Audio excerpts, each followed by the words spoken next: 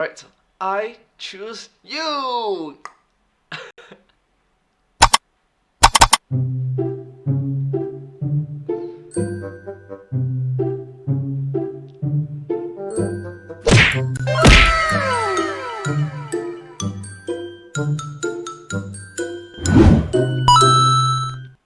Hi everyone, welcome to this video. In this video, I'll be reacting to one of the early uploads from the YouTube channel The Game Theorists. I'm a huge fan of their work and I hope that you will enjoy yourself too. This video came out in 2015, so I think it's around 6 years ago. Let's start. Wanna feel old? Pokemon Ruby and Sapphire are nearly 13 years old. It's nearly 20 years old right now. Nearly. Red and Blue are nearly 20. But despite all that time, we're just now unveiling lore that could answer some of the franchise's longest kept secrets. Pokemon!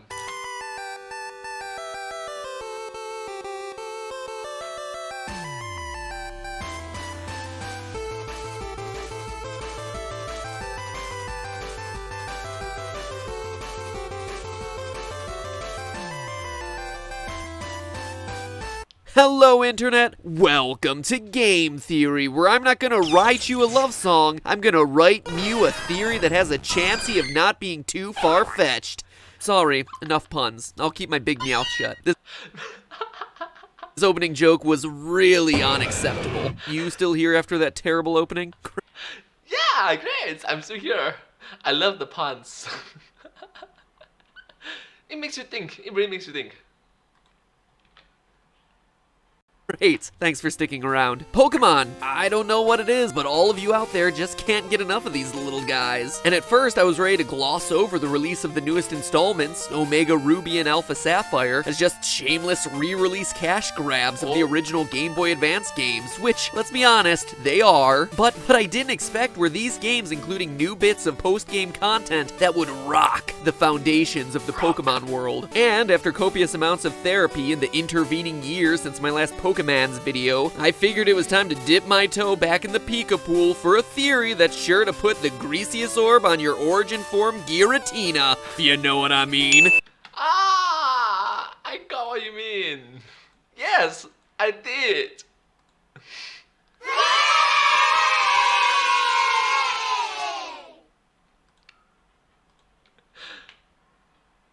And if you don't know what I mean, don't worry. I think probably about 98% of people watching this video probably didn't get that.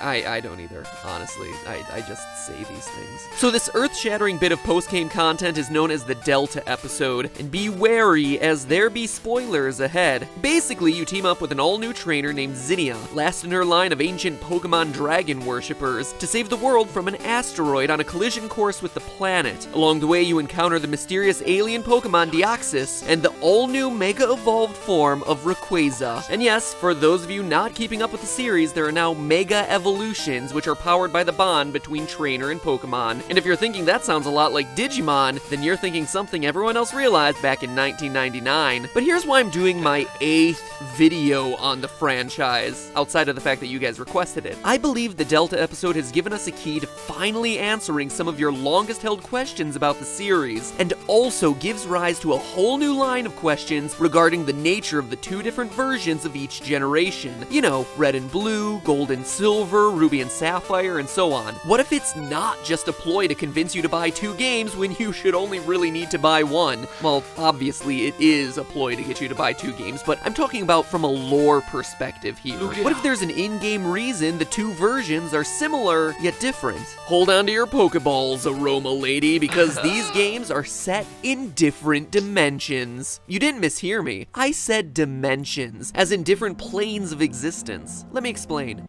Not universes, but different dimensions? Normally, when people talk about these sorts of complex concepts, they start with a cat and a man named Schrodinger. But since it's Omega Ruby and Alpha Sapphire season, let's replace this boring old Austrian physicist with one-time Pokemon champion and all-around cool guy, Steven Stone. Steven!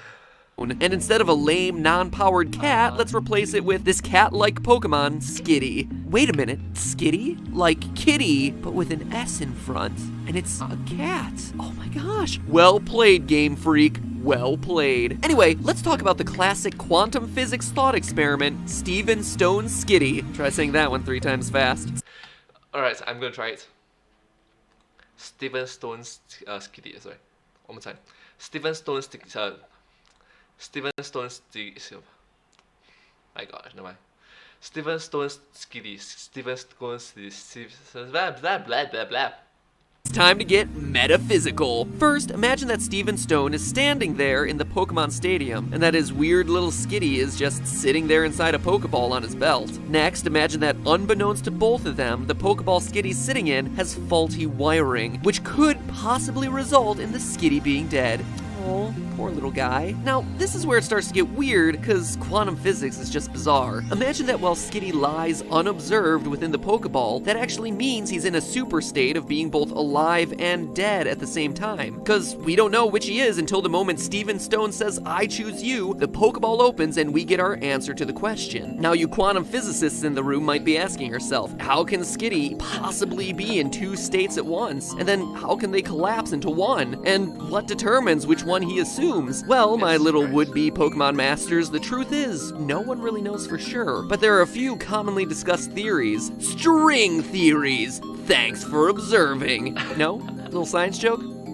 I answered a joke! Whatever. The theory we just discussed is called the Copenhagen interpretation, that in observing the Skitty, we collapse the 2 possible outcomes to 1 true outcome. Copenhagen interpretation. Not sure if you know. I'm gonna say one more time. Copenhagen interpretation.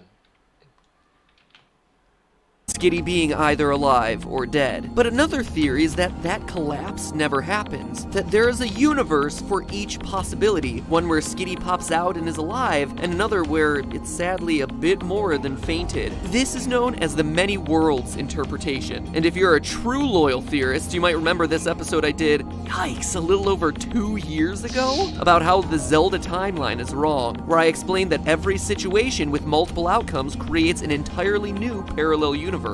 Well, that's one way to explain Stephen Stone's Skitty, too. But now, instead of just one Pokemon's life hanging in the balance, imagine it was a significant percentage of the total Pokemon population on the planet, which leads us back to the franchise's lore. According to Pokemon X and Y, 3,000 years before the events of the game, there was a trainer named AZ, who lived in the Kalos region with his beloved flower-bearing fairy Pokemon, Floette. Unfortunately for both of them, a war suddenly broke out in the region and the Floette was called upon to fight. Sadly, Floette was killed in battle, and AZ was devastated. AZ went crazy trying to build a machine that would bring his Floette back from the grave, and in that process somehow developed the ability to live forever. I don't know, it's a theory for another day. What's even crazier, though, is that he eventually succeeds, but by now he's so maniacally deranged about ending the war at any cost that he configures the machine to power itself on the lives of Pokemon. Millions of Pokemon are killed to bring Floette back, and the whole awful series of events is so earth-shattering that the trauma of all these deaths combined with the energy of AZ's weapon to irradiate some weird Stonehenge-like rock things outside of Geosenge Town. Ha! Geosenge. Stonehenge. Again, well played, Game Freak. Truly stellar work with these creative names. But here's where Stephen Stone's quantum Skitty matters. Imagine that in this case, the faulty wire in Skitty's ball is the same as AZ's giant death machine, and that the 2 different possibilities, AZ firing the weapon or AZ not firing the weapon, have created 2 separate universes. One where irradiated stones filled with the spirits of dead Pokemon enable Mega Evolution, where your favorite Pokemon temporarily get even bigger and more powerful, and a second where Mega Evolution doesn't exist because the weapon was never fired and millions of Pokemon never died. Suddenly you get the most brilliant retcon ever, an explanation for why some games in the franchise feature Mega Evolution and some don't.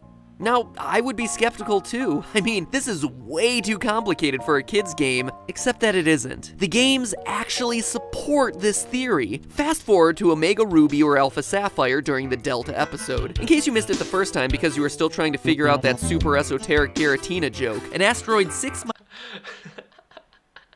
Come Come on, it's not that difficult to understand the Giratina joke. Miles across, the same size as the one that probably killed the dinosaurs, is on a collision course with Earth. Mr. Stone, Stephen Stone's father and head of the Devon Corporation, explains that his company has harnessed the same energy AZ created with his weapon to power many of the high-tech gadgets that appear throughout the Pokemon world, including one that's about to help you save the world by tearing a hole through reality and opening a portal to another dimension for the asteroid to fly away through. Yeah, this is still a game about capturing cute little pocket animals and having them slap each other around, right? Anyway, seems like a great plan, right? Rip open a dimensional rift, bada bing bada boom, asteroid crisis over. Easy squeezy, lemon peasy. Enter Zinnia, weird dragon girl descended from ancient protectors of old or something, doesn't really matter. Her hidden ancient dragon knowledge warns that in this other dimension, there's a planet just like yours, but different somehow. And sending the asteroid to them will just destroy their planet instead of yours.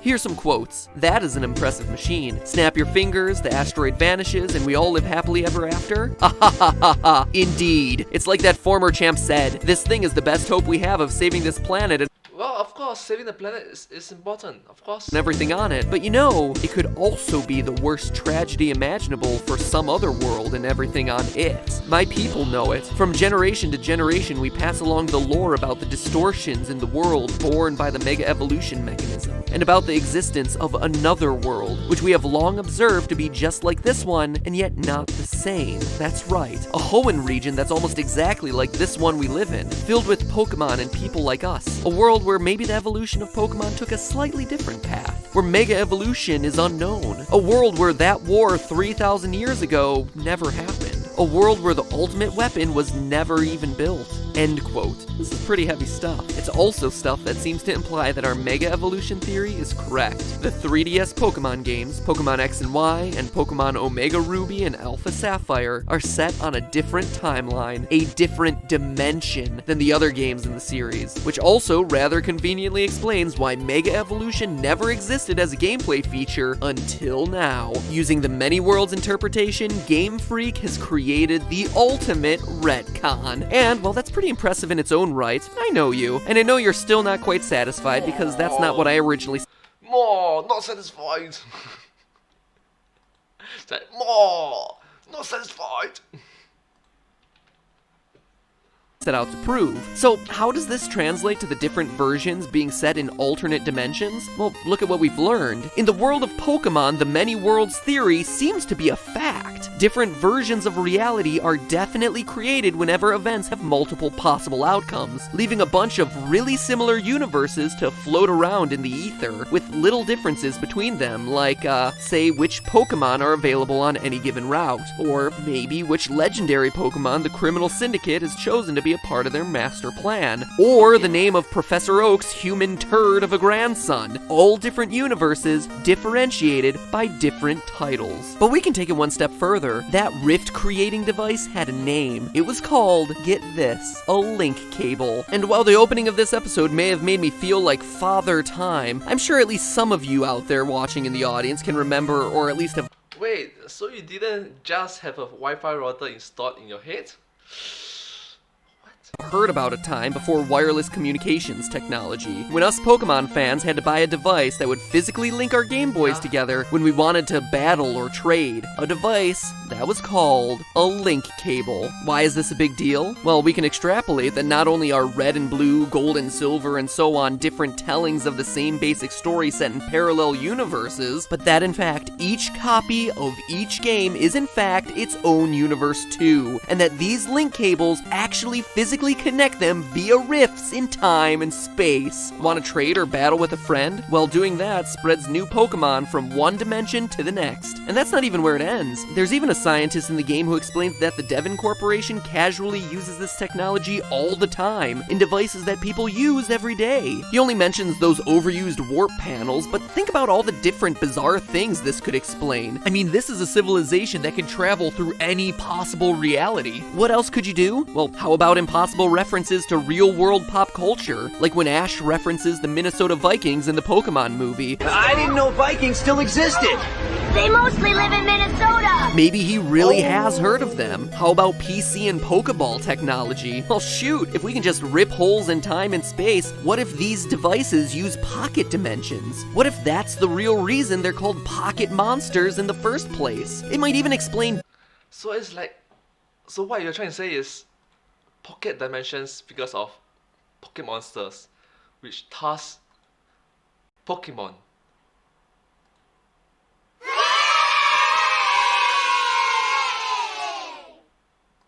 Wow. Devon Corporation's uncannily creepy new reverence for Omanite and Omastar. Don't tell me you didn't notice all the new symbols hanging around their headquarters these days. Now we know it's literally possible that they visited the Twitch Plays Pokemon universe and learned about Lord Helix himself. And what about that mysterious ghost girl from Pokemon X and Y who says you're not the one and then vanishes? We might be witnessing a super creepy rendezvous between two interdimensional travelers. And finally, what if Diglett's mysterious missing feet exist in another dimension? In Pokemon Mystery Dungeon Red Blue Rescue Team, Diglett says his feet feel like they're floating in air. Okay, so maybe I'm getting a bit carried away. But then again, what if I'm not? Maybe Pokemon has always been about other dimensions and the beautiful idea of connecting your little world with someone else's. Or maybe it's just something they didn't think about until they realized that fans were asking too many questions. But regardless, who knew that Pikachu would be giving you a Latios. little lesson in quantum physics? But hey, that's just a He has reason. theory. A game theory. Thanks for watching.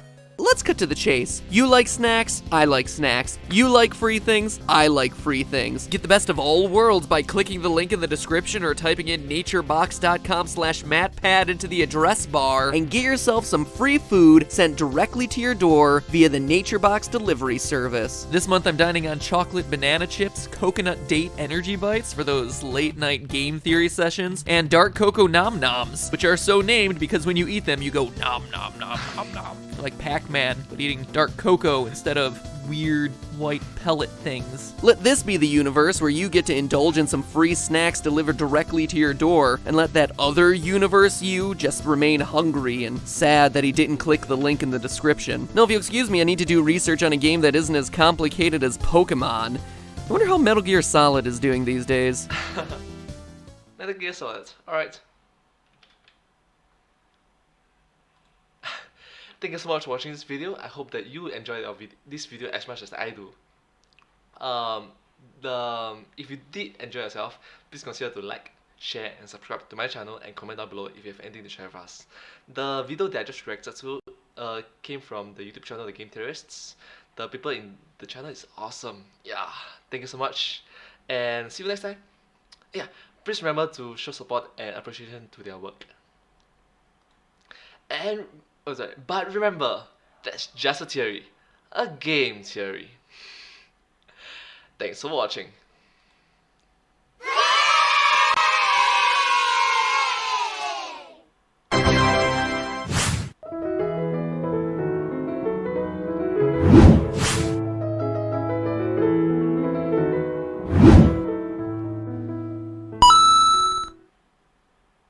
I choose you!